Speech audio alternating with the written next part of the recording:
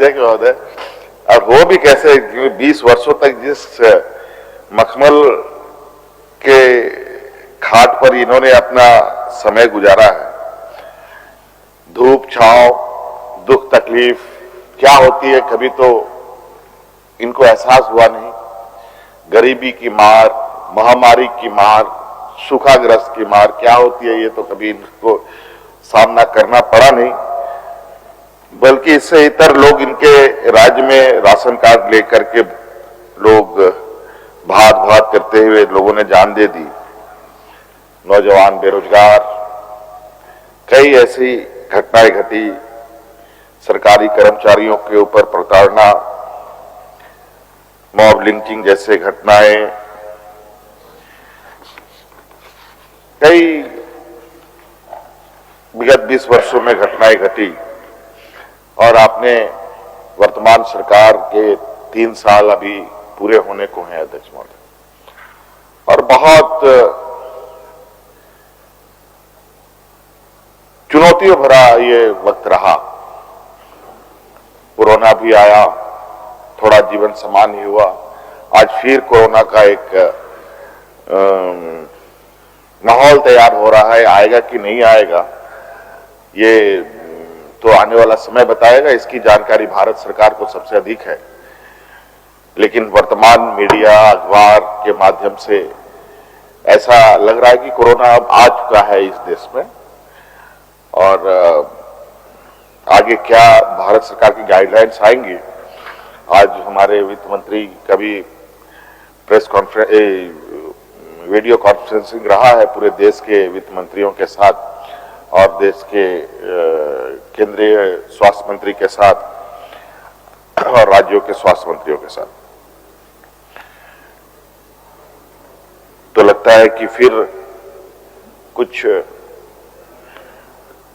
Corona को लेकर दिशा निर्देश जारी होगी, फिर क्या होगी राज्य में स्थिति ये तो समय बीतते ही हम लोग बता पाएंगे। लेकिन कुल मिलाकर के यही कहा जाए अध्यक्ष महोदय कि जिस विपक्ष के पास यहां ना नेता हो,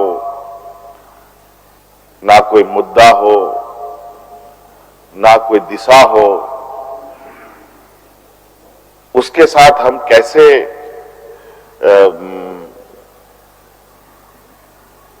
सहयोग की उम्मीद करते हैं ये आप अंदाजा लगा सकते हैं। बहुत सुनियोजित तरीके से इन लोगों ने नेता विहीन सदन बनाए रखा है। ऐसा नहीं है नेता नहीं बना सकते थे, ये नेता बना सकते थे, लेकिन ये भी एक षड्यंत्र है। इनको पता है कि आने वाला समय इनका क्या हश्र होना है, और एक मुखौटा के रूप में बाबूलाल मरांडी जी को आगे करके एक नेता का फॉर्मेलिटीज निभाया जा रहा है। एक आदिवासी चेहरा आगे करके आदिवासियों के ऊपर उनके जुबानों से जो प्रवचन राज्य को सुनाए जा रहे हैं, फेसबुक ट्विटर के माध्यम से जो संदेश दिए जा रहे हैं, इनको लग रहा है कि अब इस राज्य का आदिवासी, इस राज्य का मूलवासी इनके चिकनी चुपड़ी बातों में सरलता से प्रभावित कर पाएंगे। लेकिन अब ऐसा नहीं होगा। देखो, ये भारतीय जनता पार्टी का एक बहुत, अब इनकी चालों को भी, इनकी चतुराइयों को भी हम लोग बहुत अच्छी तरीके से समझ रहे हैं। ऐसे चतुर वर्गों को अब हम लोगों ने भी समझना सीख लिया है। पहले हमें भी नहीं समझ में आता था। अब इस सदन नेता एक आदिवासी नेता को आगे खड़ा करके देश में अपने आदिवासी राजनीति, मूलवासी राजनीति करने के प्रयास में है। जिस प्रकार अभी स्थानीय नीति, नियोजन नीति को सुप्रीम कोर्ट में एक आदिवासी भारतीय जनता पार्टी के नेता को आगे रख करके पीछे से जो यूपी बिहार के लोग अपने एजेंडे में उनको सफलता मिली, ये इनका दिखावा कुछ है, करना कुछ है, मैं आपको एक दो तीन फोटो दिखाना चाहता हूं अध्यक्ष महोदय। आपको याद होगा अध्यक्ष महोदय, इस सदन ने सरना धर्म कोड को पारित किया है और कभी हमारे विपक्ष की तरफ से यह बात आती है कि यहां कोई सरना नहीं है, सब हिंदू है। और अभी हाल में ही सरना सनातन महासम्मेलन इधर सिमडेगा, बानो, गुमला, ये सब जगहों पर बड़ी तेजी से ये लोग गांव-गांव में, प्रखंडों में आयोजित कर रहे हैं। भगवान बिरसा मुंडा से लेकर के हमारे जितना वीर सपूत है, इनके ऊपर माला चढ़ाकर यहाँ के आदिवासी मूलवासियों को एक आईवास करने का प्रयास हो रहा है। ये एक फोटो है अध्यक्ष महोदय जो हमारे सामने आया है। जब सरना कोड के आप सरना धर्म के इतने हितैषी दिख रहे हैं, होर्डिंग पोस्टर लगा करके हम सभाएं कर रहे हैं, लोगों को, ग्रामीणों को, आदिवासियों को, मूलवासियों को एकत्रित कर रहे हैं, तो आज इतने महीने हो चुके सरना धर्म कोड को दिल्ली भेजे हुए, उस पर अभी तक मोहर लगाने में कौन सी कार्रवाई हमारे विपक्ष के साथियों के द्वारा हुआ है, जरा ये भी बता देते हो।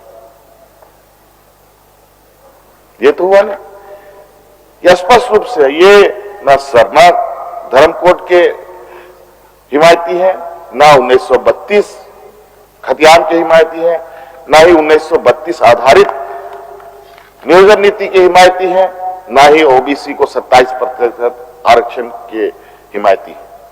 नहीं तो ये 20 साल में कुछ भी कर सकते थे अध्यक्ष महोदय। इस राज को उस जगह पर पहुंचाया जा सकता था जहां देश के अग्रणी राज्य के आसपास ये राज होता। इस राज को बड़ा षड्यंत्रकारी तरीके से देश के सर्वोच्च पिछड़े राज्यों में लाकर खड़ा कर दिया। 20 वर्षों में क्या ओबीसी को आरक्षण ये 27% नहीं दे सकते थे? क्या 1932 का खतियान आधारित नियोजन नीति नहीं बना सकते थे? हाँ, इन लोगों ने नियोजन नीति स्थानीय नीति 1932 का प्रयास जरूर किया था, लेकिन वो ऐसा प्रयास रहा कि जहां पर इस राज्य में लोग एक दूसरे का खून का प्यासा हो गए।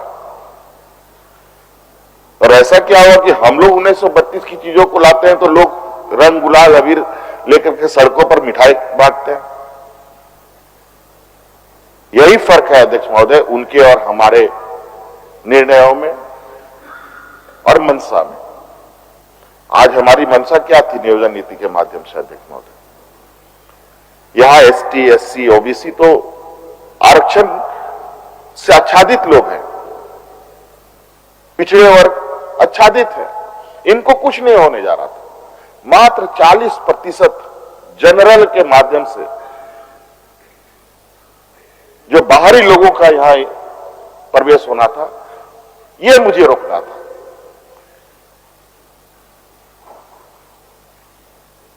मेरी मंशा पर कोई शक नहीं कर सकता अध्यक्ष महोदय। आज अगर आदिवासी का ही सिर्फ मुझे सोच रखना होता तो मुझे कोई दिक्कत नहीं था। दलितों के बारे में सिर्फ सोच रखनी थी तो कोई दिक्कत नहीं था। पिछड़ों की बात होती तो कोई दिक्कत नहीं था। ओबीसी की बात होती तो कोई दिक्कत नहीं था। लेकिन इस राज्य के हर जनमानस की हितों की रक्षा वो हमारा प्रयास था, लेकिन उन्होंने उसको भी विफल कर दिया। आज बता दीजिए कौन ऐसा देश में राज्य है जिसने अपने नियोजन नीति ना बनाया हो? स्थानीय लोगों के हक अधिकार की संरक्षण किस राज्य ने नहीं किया?